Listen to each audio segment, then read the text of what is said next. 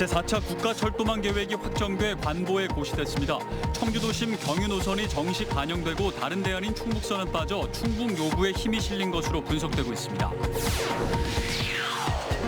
올해 청주 아파트 공급 물량이 당초 예상보다 3,000세대가량 감소할 것으로 보입니다. 청약시장만 바라보는 실수요자들의 애가 타들어가고 있습니다. 2021 대한민국 동행 세일이 3주째 진행되고 있습니다. 온라인 중심이다 보니 전통시장은 소외된 채 불황을 호소하고 있습니다. 코로나19 상황에서도 고용 창출을 이끌어낸 도내 기업들이 적질 않습니다. 충청북도가 이런 기업 20곳을 고용 우수 기업으로 선정했습니다.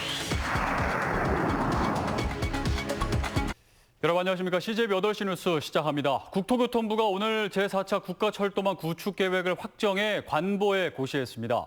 지난달 발표된 최종안에서 질의응답 형태로 제시된 청주도심 경유 노선이 고시 내용에 정식 반영됐습니다.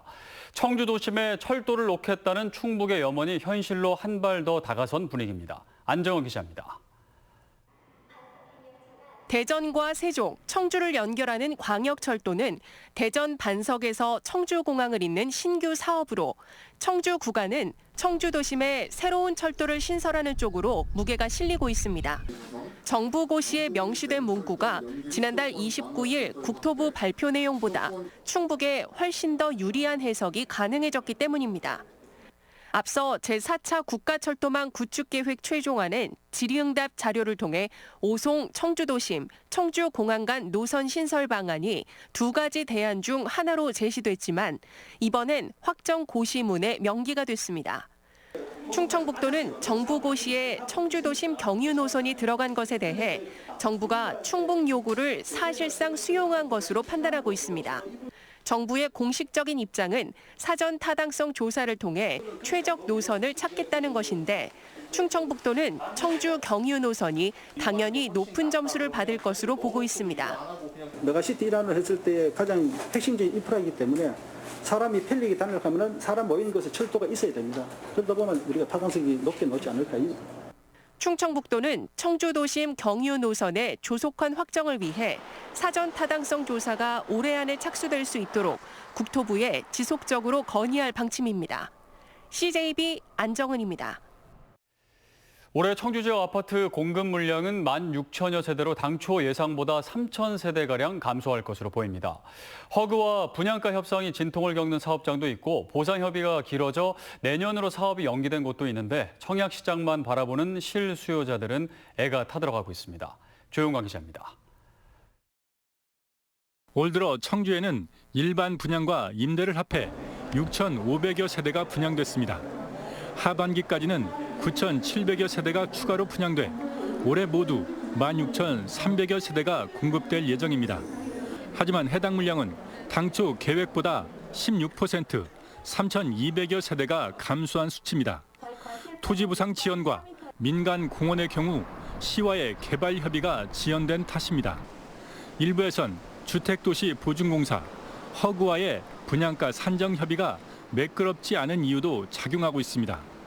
지난 2월부터 주변 아파트 가격의 85에서 90%를 넘지 않는 선에서 분양가를 산정하도록 한 규정을 지방의 구도심이나 외곽 지역에서도 일괄 적용하면서 논란이 일고 있습니다. 이제 수도권이나 이런 데 있잖아요. 서울이나 이런 데는 기준으로 하면은 대부분 맞아요. 근데 이제 지방 같은 경우는 이 기준이 거의 안 맞아요. 특히 재개발, 재건축은 인근 시세가 없잖아요, 주변에. 시중의 아파트 시세와 분양가의 간극이 커지자 부작용도 나타나고 있습니다.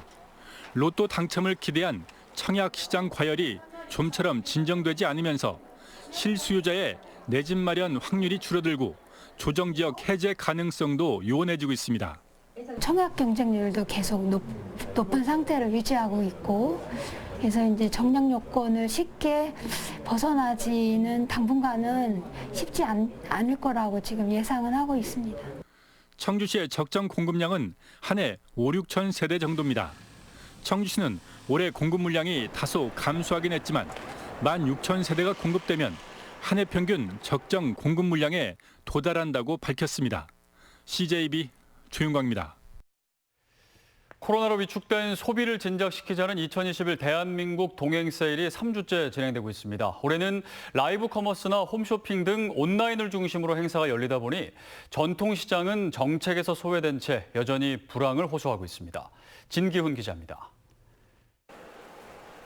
지난달 24일부터 시작된 2021 대한민국 동행세일에 참여한 전통시장 상인 홍성호 씨. 기대했던 매출 신장은커녕 오히려 손해를 보고 있다고 말합니다. 온라인 판매가 전통시장에 맞지 않는 데다 건당 10%인 수수료에 택배비도 부담입니다. 오히려 이제는 택배비가 나가고 거기에 이제는 수수료를 빼고 그렇게 하다 보니까는 동행 세일 같은 데서는 효과를 못 봐요. 온라인 부분에 거기에서 맞춰 나가는 게 쉽지는 않아요. 중소벤처기업부와 소상공인 시장진흥공단은 전통시장을 위해 시장의 사이트를 통해 VR 시장 판매를 하도록 했는데 기존의 온라인 판매업이 신고돼 있는 점포만 VR 시장에 입점할 수 있도록 해 시장 상인들은 접근 자체도 어렵습니다. 다 한 50대, 60대 분들이 하시니까 온라인이나 스마트폰 이런 거에 대해서 잘 익숙하지도 못하고 사용할 수 없기 때문에 큰 그거에 대해서 별 효과가 없는 것 같아요. 오프라인 세일을 도입한 전통시장도 사정은 마찬가지입니다. 대대적인 온라인 홍보에 코로나로 인한 보복 소비 특수까지 누리는 백화점과 대형 마트로의 쏠림 현상을 넘지 못하는 겁니다. 시장 쪽만 따로 한다든지 대형마트는 대형마트대로 따로 한다든지 그렇게 하면 좀 효과를 볼까 몰라도 같이 하는 상태에서는 그렇게 큰 효과가 없습니다. 고질적인 홍보 부족도 문제입니다. 알았으면 더 적극 활용을 많이 했을 것 같은데 시장을 많이 좀 이용을 하거든요. 그러면 시장에서는 많이 세일을 많이 안 하잖아요. 마트보다는. 근데 많이 하게 되면 더 많이 이용을 많이 하게 될 것 같아요. 동행세일 첫 주, 온라인 기획전과 홈쇼핑, 라이브 커머스 등 비대면 판매 실적은 400억 원을 넘었습니다. 백화점 역시 두 자릿수 매출 증가율을 보인 가운데 정책의 사각지대 속에서 전통시장의 어려움은 여전한 상황입니다. CJB 진기훈입니다. 지난달 22일 충북 북부권을 중심으로 쏟아진 우박 피해가 엄청난 것으로 집계됐습니다.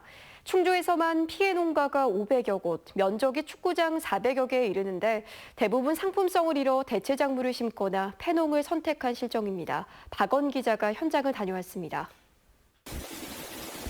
지난달 22일 저녁 충주를 중심으로 폭우와 우박이 섞여 쏟아졌고 돌풍까지 겹쳐 일대가 쑥대밭이 됐습니다. 당시 옥수수 줄기가 모두 쓰러졌던 농가입니다. 우박 피해를 본 뒤 2주 동안 복구에 총력을 기울였습니다. 옥수수 떼는 모두 다시 세웠고 농협과 충주시 등에서 지원 나온 봉사자들과 함께 양분 보충을 위해 일일이 수작업으로 비료를 준 상태입니다. 옥수수 수꽃도 올라오고 이제 암꽃도 막 피고 있는데 얘네들이 이제 강압성 작용 얼마나 잎이 없으니까 얼마나 해서 알이 얼마나 실하게 달릴지 그게 제일 걱정인 것 같아요 지금. 또 다른 농가는 옥수수 대신 대체 작물로 콩을 선택했습니다. 우박 피해로 수확량이 절반 이상 감소할 게 불보듯 뻔한 일이어서 인건비 문제까지 생각해 지난주 콩을 심어 나왔습니다. 이런 건 사실은 지금 이 정도 되면 키가 1m 정도 돼야 돼요. 근데 이 정도 갖고는 수익이 안 되기 때문에 다 자르는 거죠.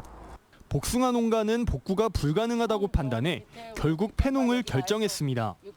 이렇게 간신히 매달려 있던 복숭아에는 곳곳에 상처가 남아있고 줄기랑 잎들은 성한 게 없을 정도입니다.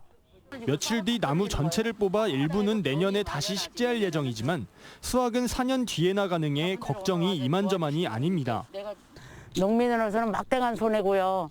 4년 동안 소득 자체가 없으니까 우리가 여름이면 이걸로 생산을 해서 3, 4천을 벌어서 이렇게 생활을 했던 건데 지금 생활이 막막하죠. 이번 우박으로 피해를 본 농가는 충주에서만 모두 555농가, 363헥타르 규모로 집계됐습니다. 벼와 사과, 대파 등 품목만 17개가 넘는데 문제는 농림축산식품부가 어디까지 재해 품목으로 인정해줄지 모른다는 겁니다. 현재 충북도가 정부와 계속 논의하고 있지만 어떻게 전개될지 모르는 상황에 농가들은 불안에 떨고 있습니다.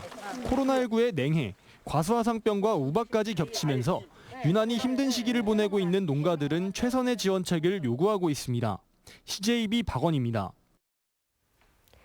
기업의 가장 중요한 사회적 책무로 일자리 창출이 꼽히는데요. 요즘 같은 경제 환경에서는 고용 창출이 그리 말처럼 쉬운 일은 아닙니다.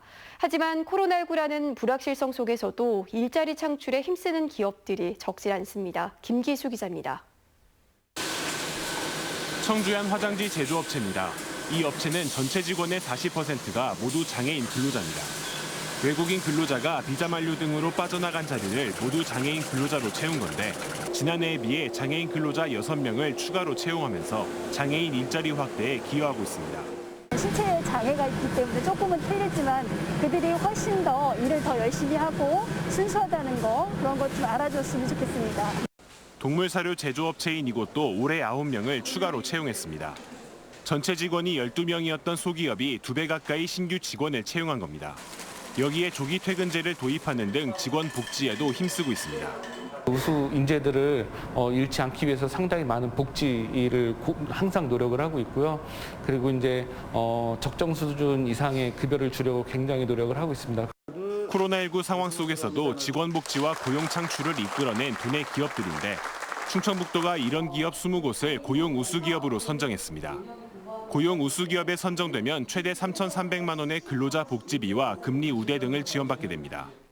가장 애국자는 기업인 여러분들이고 그중에서도 고용을 많이 창출하는 기업인 여러분들이 애국자 중에 가장 애국자다. 코로나19라는 악조건 속에서도 고용 창출을 이끌어낸 도내 기업들이 충북 경제 성장의 밑거름이 되고 있습니다. CJB 김기수입니다. 어린이 기본소득이라고 들어보셨나요? 현재 도내 한 초등학교 학생들이 큰 돈은 아니지만 이 기본소득을 받고 있습니다.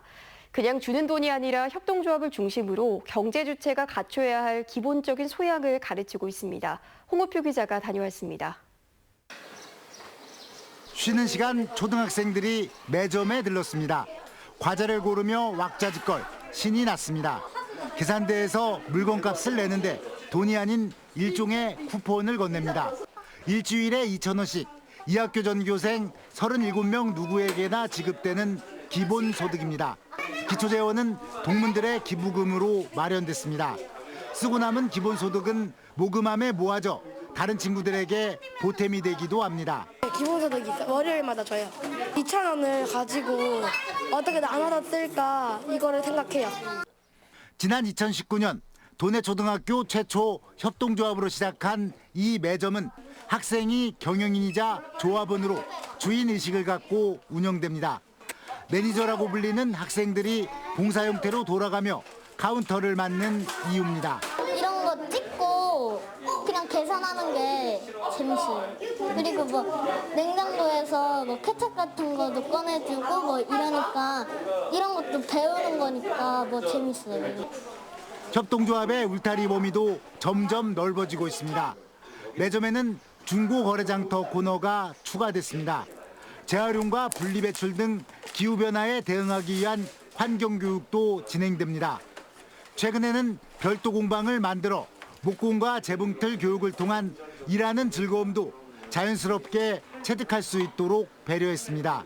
하다 보니까 이제 우리 마을에 조금 필요한 혹은 우리 아이들에게 필요한 것들을 찾아서 그들이 원하는 것들을 찾아서 실현할 수 있는 하나의 조직이더라고요. 현재 운영 중인 학교협동조합은 모두 8곳. 민주적 의사결정과 비판적 사고 능력을 키우는 실천적 경제교육의 장이 되고 있습니다. CJB 홍우표입니다.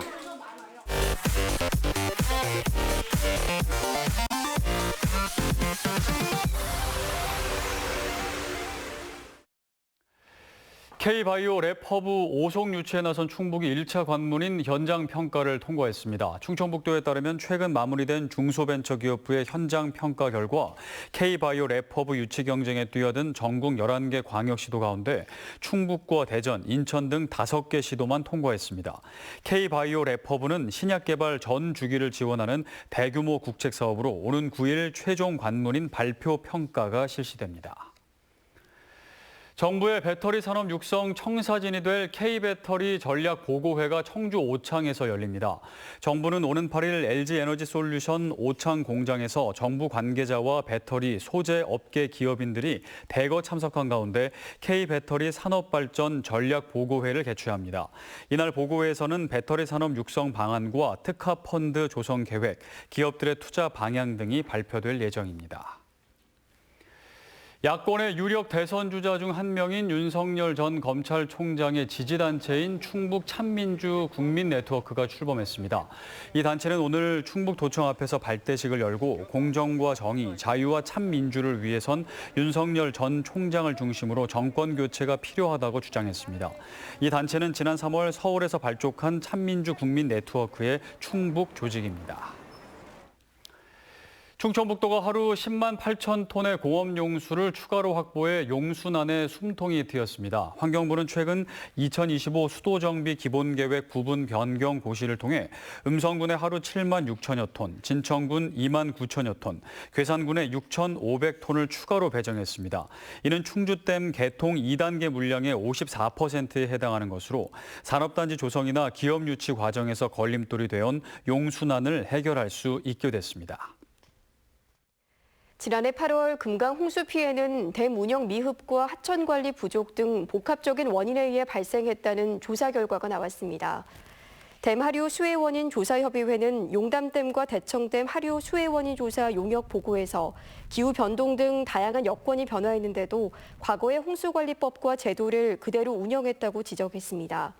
또한 홍수로 국민의 재산적, 정신적 피해를 야기한 만큼 국가가 신속하게 피해를 구제해야 한다고 강조했습니다.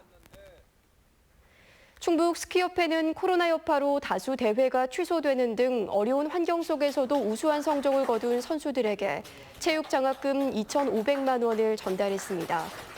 장학금 수여자로 선정된 선수는 초등부 3명과 중등부 4명, 고등부 5명과 대학 일반부 8명 등 총 20명입니다. 올해로 17회째를 맞이하는 제천국제음악영화제의 개폐막식이 처음으로 의림지 역사박물관 광장에서 열립니다. 또한 올해 처음으로 도입한 진페이스, 즉 영화제를 대표하는 얼굴로 배우 겸 가수인 엄정화 씨를 선정했습니다. 제천국제음악영화제는 다음 달 12일부터 엿새 동안 제천시 일원에서 열립니다.